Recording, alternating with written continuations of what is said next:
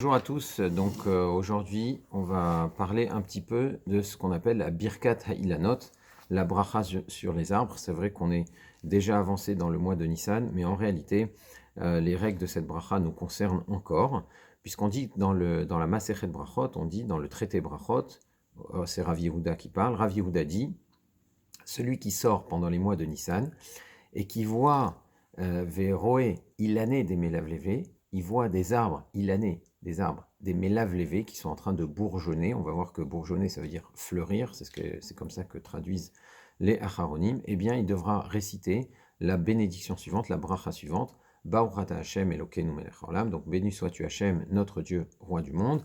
Shelo chiser beolamo kelum, qui n'a pas laissé le moindre manque dans son monde. Ou barabo ilanot tovot, ou briot tovot, qui y a créé des bons arbres et des bonnes créatures, les hanot behem bene adam, pour que les hommes puissent en profiter. Et cette halakha a été rapportée par Rambam, le Maïmonide, par le Shulchan Aruch et les décisionnaires. Alors il y a plusieurs points à éclaircir quand on lit cette halakha. Tout d'abord, on est en train de dire Hayotse bime Nissan, qui sort pendant les jours de Nissan. Qu'est-ce que ça veut dire les jours de Nissan? Est-ce que ça signifie que cette bracha ne peut être récitée que pendant le mois de Nissan et exclusivement pendant ce mois-là? Ou bien on parle d'une période de l'année, d'une saison, d'un moment où justement on voit la nature se renouveler et on est en train de se dire « Ah, c'est beau !» et cette sensation nous inspire et nous fait dire une bracha. Est-ce que c'est le mois de Nissan ou ça peut être plus large? Effectivement, il y a des arbres qui peuvent fleurir de façon beaucoup plus précoce. Vous avez des arbres qui fleurissent à partir du mois de Shvat déjà. D'ailleurs, dans les chansons de Toubi Shvat, on parle beaucoup de l'amandier. Ashkedia pour Ahat, on parle de l'amandier qui est en train de fleurir parce que l'amandier est particulièrement précoce. On peut le voir fleurir très très tôt. Vous avez des arbres qui fleurissent à partir du mois de Hadar. Et effectivement, la plupart des arbres fleurissent en Nissan. Il y a des arbres qui fleurissent même beaucoup plus tard, au milieu de l'été. Est-ce qu'on pourrait réciter cette bracha au mois de Shvat, au mois de Hadar, en voyant des amandiers en fleurs? Eh bien, il faut savoir que la plupart, pour répondre à cela, la plupart des décisionnaires, la plupart des poskim admettent que lorsqu'on parle de Yémé Nissan dans la Gemara, quand on parle de Yémé Nissan quand Rav Yehuda parle de Yémé Nissan, il ne parle pas spécifiquement du mois de Nissan. Il parle, comme on dit, Orcha de Milta, et il utilise un langage courant, la façon courante, c'est-à-dire que la plupart des arbres étant en train de fleurir en cette période, eh bien, c'est le moment opportun pour pouvoir réciter cette bracha. Mais si on voyait des arbres en fleurs avant, et qu'on constate déjà le renouveau de la nature avant le mois de Nissan, on pourrait réciter cette bracha à ce moment-là. D'ailleurs, quand on dit Yémé Nissan, on ne dit pas Ayotse Ben Nissan, celui qui sort en Nissan, on dit Ayotse Bimé Nissan, dans les jours de Nissan, dans cette période-là de printemps, cette période de renouveau de la nature. Donc halachiquement, on pourrait s'appuyer sur la majorité de ces poskim, la majorité de ces décisionnaires, et dire la bracha même en Hadar. Cependant, il faut savoir que certains acharonim minoritaires pensent, et notamment influencés par la Kabbalah, comme le Chida, le Rav Chaim Yosef David Azoulay, pensent que le moment opportun pour dire cette bracha, c'est spécifiquement le mois de Nissan. D'ailleurs, c'est rapporté aussi par le Ben Ishra, le Rav Yosef Chaim de Bagdad, parce qu'on attribue à cette bracha des bienfaits spirituels, une certaine efficacité dans les mondes spirituels qui ne pourrait se faire ces effets-là ne pourraient avoir lieu que pendant le mois de Nissan, spécifiquement pendant le mois de Nissan. Donc, pour gagner un petit peu ces opinions-là et pour faire la bracha de la meilleure façon possible, il vaut mieux, même si on voit des arbres en fleurs en Shvat et en Hadar, attendre le mois de Nissan pour la réciter de la meilleure façon possible, en gagnant même ses opinions, même l'avis du Chida, qui considère que la bracha ne peut se réciter que en Nissan. Si maintenant, le mois de Nissan est déjà passé, et qu'on n'a pas pu réciter la bracha de la Birkat Ha'ilanot, la bracha des arbres, eh bien, on pourra s'appuyer sur la majorité des poskim et réciter la bracha, même en Iyar, même dans le mois suivant, puisqu'on y voit encore des arbres en fleurs. Notamment le cas cette année, par exemple, cette année 5781, la fête de Pessah est tombée particulièrement tôt. Même pendant Pessah, c'était pas si évident de trouver des arbres en fleurs. Donc c'est plutôt vers la fin du mois qu'on va voir des arbres en fleurs. On pourra, si on n'a pas eu le temps de le faire avant la fin du mois, réciter la Birkat Ha'ilanot pendant le mois de Iyar. Donc même chose aussi, la question pourrait se poser par exemple dans l'hémisphère sud, où les saisons sont totalement décalées par rapport au mois. Là-bas, le moment où vous verrez des arbres en fleurs, c'est plutôt dans le courant septembre-octobre. C'est à ce moment-là que la nature se renouvelle, que les arbres fleurissent. Eh bien, étant donné que quand les Chachamim disent Bimé Nissan, ils ne désignent pas le mois de Nissan comme un mois dans le calendrier, mais comme une période de l'année, une saison, une période de renouveau de la nature, eh bien, une personne qui vit dans l'hémisphère sud, en Afrique du Sud, en Australie, récitera la Birkat Ha'ilanot en octobre et en septembre. Ça peut paraître étrange, c'est pas du tout Yémé Nissan, ça sera en plein Tishrei, ça sera après Sukkot. Eh bien, c'est à ce moment-là qu'elle récitera la Birkat Ha'ilanot. Est-ce que les dames ont l'obligation de réciter cette bracha? Eh bien, c'est vrai que pour certaines brachot, il y a des débats. Par exemple, les brachot qui sont liés aux mitzvot qui dépendent du temps. Par exemple, la bracha qu'on récite quand on prend le loulav, la bracha qu'on récite quand on entend le shofar, la bracha qu'on récite sur certaines mitzvot qui sont liées à une date précise dans le temps, à un jour précis, ce qu'on appelle les mitzvot aseh she'azman grama, les commandements les commandements positifs qui dépendent du temps. Sur ces brachot-là, il y a effectivement débat. Il y a le Rav Yosef Karo qui dit qu'on ne récite pas, une femme ne récite pas les brachot sur ces mitzvot-là, puisqu'elles n'en ont pas l'obligation, alors que le Rama pense qu'on peut parfaitement réciter ces brachot-là. Mais ça, ce sont des brachot qui sont liés à des mitzvot, qui sont liés à des actions, et effectivement, il y a matière à débat là-dessus. Par contre, la Birkat Ha'ilanot est une des Birkot HaShevar, c'est une bracha de louange, c'est une bracha que l'on récite en voyant un phénomène de la nature, et ces brachot ne dépendent pas spécifiquement du temps, hein, même si effectivement ce n'est qu'une seule fois dans l'année qu'on va réciter la Birkat Ha'ilanot, mais comme on l'a dit, c'est Yémé Nissan, c'est une période, c'est une saison. Ça veut dire que quand on constate le renouveau de la nature en voyant des arbres en fleurs, à ce moment-là, on récite la Birkat Ha'ilanot. Ça ne veut pas dire que c'est une bracha qui se récite à un moment précis dans l'année, parce que c'est le calendrier qui en a décidé ainsi, mais c'est la nature qui fait que les arbres fleurissent à ce moment-là. Alors, en voyant ce spectacle, on récite cette bracha. Mais si les arbres fleurissaient 2 fois par an, peut-être on réciterait cette bracha 2 fois par an, effectivement. D'ailleurs, il y a d'autres birkot à Shevar qui se récitent plusieurs fois. Quand on voit des éclairs, alors on récite Osema Bereshit.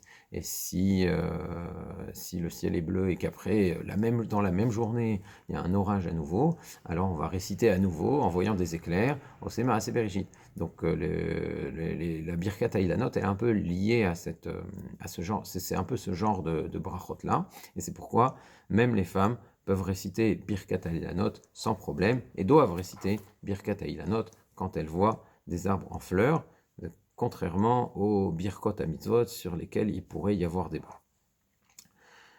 Sur quels arbres doit-on réciter Birkat Ha'ilanot? Est-ce que n'importe quel arbre en fleurs m'oblige à réciter Birkat Ha'ilanot dans cette période qu'on appelle Yémé Nissan, dans cette période du printemps?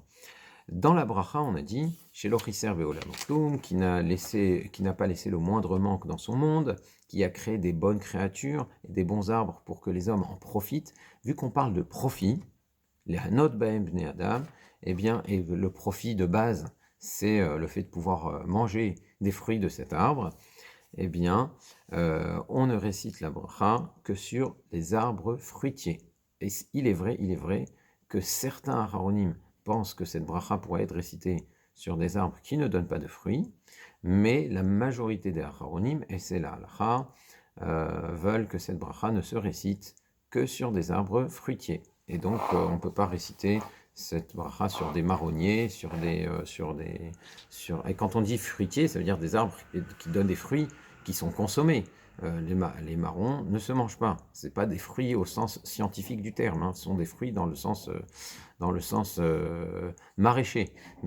C'est des fruits qui se consomment, qui se mangent. Des glands, ça ne s'appelle pas des fruits. Ça s'appelle un chêne, c'est Ilan Serak. Même si il donne un fruit qui s'appelle le gland, ça ne s'appelle pas un fruit qui se mange. Les Hanot Ben Bnei Adam, dont les hommes profitent. Donc un pommier, c'est un arbre fruitier. Un amandier, c'est un arbre fruitier. Un cerisier, etc. Mais les platanes, les chênes, les marronniers, etc., même s'ils ont de très belles fleurs, ça ne s'appelle pas des arbres fruitiers et on ne récite donc pas la Birkat Ha'ilanot sur ces arbres-là, selon la majorité des poskim et des décisionnaires. Combien faut-il d'arbres pour pouvoir réciter la Birkat Ha'ilanot? Alors, quand Rav Yehuda parle dans Masechet Brachot, il dit Hayotse bimi Nissan, celui qui sort pendant les jours de Nissan, Veroe ilané des mélaves levés, et il voit des arbres bourgeonnés, des arbres en fleurs. Le fait qu'il le dise au pluriel laisse penser, je dis bien, que on ne devrait réciter cette bracha que sur un minimum de 2 arbres, puisqu'il parle d'arbres au pluriel. Mais en réalité, comme pour la saison, comme pour le mot Nissan, c'est une façon de parler. Il voit les arbres en fleurs. En général, quand il y a un arbre en fleurs, il y en a d'autres qui ne sont pas loin non plus. Donc c'est juste une façon de parler. Mais le simple fait de voir un arbre en fleurs, même si on ne voit qu'un seul arbre, on peut déjà constater la saison du printemps. Et donc, un seul arbre suffirait, selon la stricte halakha, pour réciter la Birkat Ha'ilanot. Et pour le kavod de la bracha, c'est vrai qu'un seul arbre peut suffire, mais néanmoins, pour le kavod de la bracha, on préfère, mais c'est juste par hidour, par goût de l'embellissement de la mitzvah, on préfère dire cette bracha sur plusieurs arbres, même si ce n'est pas obligatoire. On préfère qu'il y ait plusieurs espèces, parce que la variété, ça inspire, même si c'est pas du tout obligatoire. Quand on dit 2 arbres, ça peut être 2 amandiers, puisque de toute façon, même un seul amandier pourrait suffire. Donc on aime bien qu'il y ait plusieurs arbres, on aime bien qu'il y ait plusieurs espèces, même si c'est pas obligatoire. On aime bien aussi réciter cette bracha en dehors de la ville, parce que Rav Yehuda dit Hayotse bime Nissan, qui sort pendant les jours de Nissan.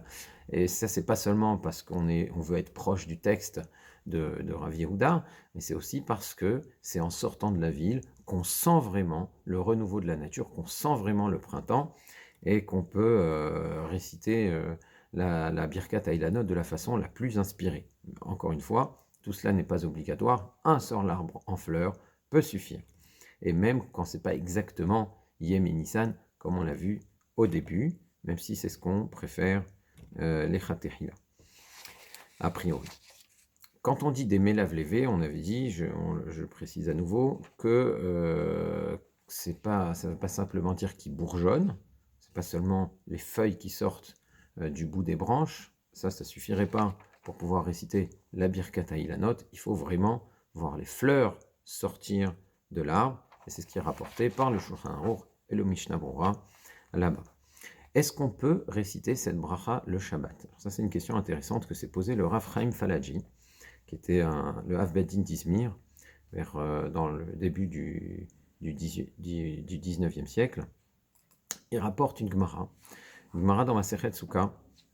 On dit que Rabbah permet pendant Shabbat de sentir des herbes qui sont ce qu'on appelle mechoubar la karka, qui sont attachées au sol, ou des arbres qui sont attachés au sol, qui sont mechoubar la karka, et de réciter la bracha pendant Shabbat. Ça veut dire que vous passez pendant Shabbat dans une rue, et il y a un arbre qui sent bon, il y a un rosier, il y a un arbre de jasmin, ou vous êtes dans un jardin, il y a de la menthe par terre, vous avez le droit de vous approcher de ces herbes, ou de vous approcher de cet arbre pendant Shabbat, de saisir la branche, bien entendu pas l'arracher, de saisir la branche et de réciter la bracha, Baruch Ata Hashem, Elokeinu melech haolam, béni sois-tu Hashem, etc.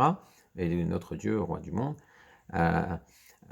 Boré Atse Bessamim, qui crée des arbres aromatiques, ou qui crée des herbes aromatiques. Concernant les arbres, on dira Tsebessamim. Concernant les herbes, comme la menthe, on dira Isbebessamim, les herbes aromatiques.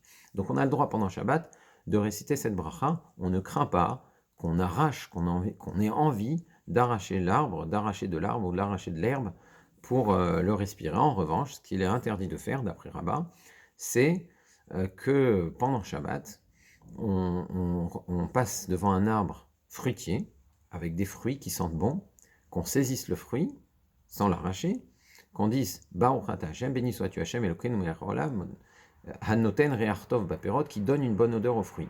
Alors, tu récites la bracha sur l'odeur du fruit, tu n'es pas obligé d'arracher le fruit. Cependant, étant donné que le fruit se mange, Rabat te dit, oui, mais ce que tu risques de faire, c'est que tu ne vas pas te contenter de sentir le fruit, peut-être que tu vas être tenté d'arracher le fruit, tu ne vas pas t'arrêter en si bon chemin avec une seule bracha, tu vas dire peut-être que je vais l'arracher, je vais en manger, je vais dire à ce moment-là, Boré Peri Aretz, qui crée le fruit de l'arbre. Et à ce moment-là, tu auras arraché un fruit pendant Shabbat, ce qui est formellement interdit, c'est la mélacha de cueillir, kotser, cueillir, qui est un des 39 travaux de Shabbat.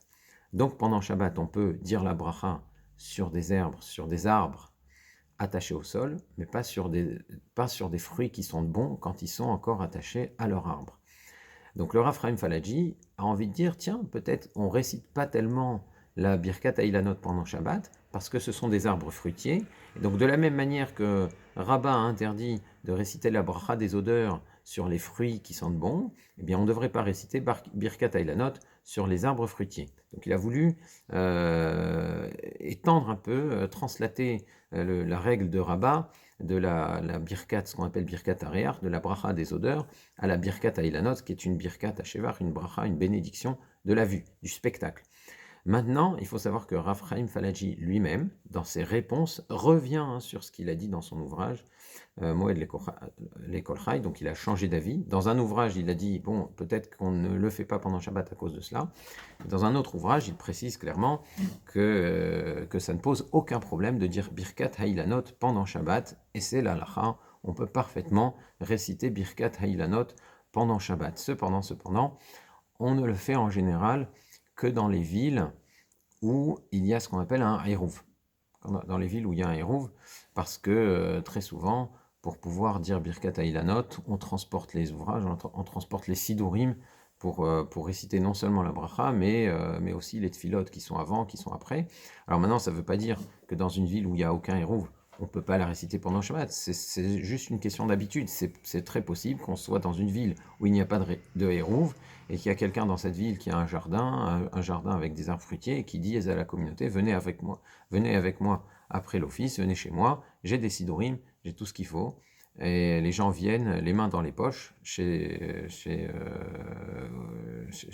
cette personne et récitent Birkat Hailanot. Il y a aussi des Baté Knessiot qui, dans leur jardin, donc dans le domaine privé, ont des arbres fruitiers pour pouvoir réciter cette bracha. Et donc, on pourrait réciter cette bracha pendant Shabbat sans aucun problème. Simplement, en général, ça ne se fait pas pendant Shabbat parce qu'en général, on veut sortir de la ville. Parfois, on a envie de prendre la voiture pour aller faire Birkat Hailanot et on a envie de transporter les sidurim. Et c'est pas toujours possible pendant Shabbat. Quand c'est possible, c'est parfaitement permis, mais ce n'est pas toujours possible. C'est pour ça qu'on préfère dire cette bracha pendant la semaine. Très souvent même, on choisit plutôt le dimanche, voire même Chol HaMoed, qui sont des jours où les gens ont plutôt le temps, ont du temps à prendre pour sortir et dire la Birkat Hailanot, mais il n'y a rien en termes de halakha qui oblige à ce que ce soit pendant ces moments-là, ou que ce soit Chol HaMoed spécifiquement, qu'on récite cette bracha, on pourrait les dire le jour même de Rosh Chodesh Nissan, et même si c'est Shabbat, sans aucun problème. Dernière précision à faire sur la Birkat Hailanot, on évite de dire la bracha sur des arbres qui seraient issus d'une greffe interdite, un mélange de deux espèces qui serait Kil Haïm. Vous savez que la Torah interdit de créer de nouvelles espèces par bouture. Alors je ne sais pas si ça inclut les OGM, ce serait déjà une autre recherche à faire, une question intéressante. Mais en tout cas, prendre deux arbres de deux espèces différentes et les greffer ensemble pour créer une nouvelle espèce, c'est interdit. Maintenant, si l'espèce existe déjà, s'il y a des espèces déjà qui sont issues de greffe et qui existent déjà, alors on a le droit de les exploiter, mais créer cette nouvelle espèce, c'est interdit. Et on évite de dire la bracha sur l'arbre qui a été le sujet de cette greffe. Maintenant, si on a des nouvelles espèces qui sont issues de greffes, je donne un exemple, je sais pas, vous avez certaines variétés d'agrumes qui sont issues de greffes, vous avez des champs entiers de ces agrumes-là, il n'y a pas d'interdit à réciter la bracha sur ces arbres-là, parce que ces arbres-là ne sont pas issus de greffes, mais sont issus de, de fruits qui sont eux-mêmes issus d'arbres greffés. Donc, étant donné qu'il n'y a pas eu de greffe sur ces arbres spécifiquement, alors il n'y a pas de problème à réciter la bracha. Par contre, quand c'est un arbre qui a lui-même subi la greffe, qui a lui-même été l'objet d'une avéra, d'une interdiction de la Torah, alors on évitera de réciter la bracha sur cet arbre-là. Et dans le même ordre d'idées, on ne récite pas, et là vraiment on ne le récite pas, c'est interdit, on ne récite pas la bracha sur un arbre qui sert à l'idolâtrie.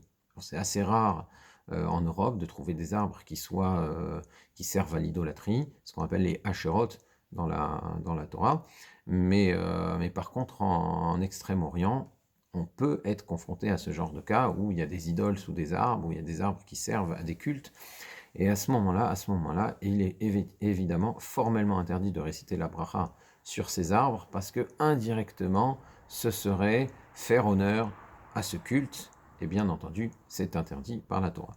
Donc voilà pour la Birkat Ilanot, et j'espère vous retrouver bientôt pour des halachot sur la Séphirat HaOmer, sur le conte du Homer. Au revoir.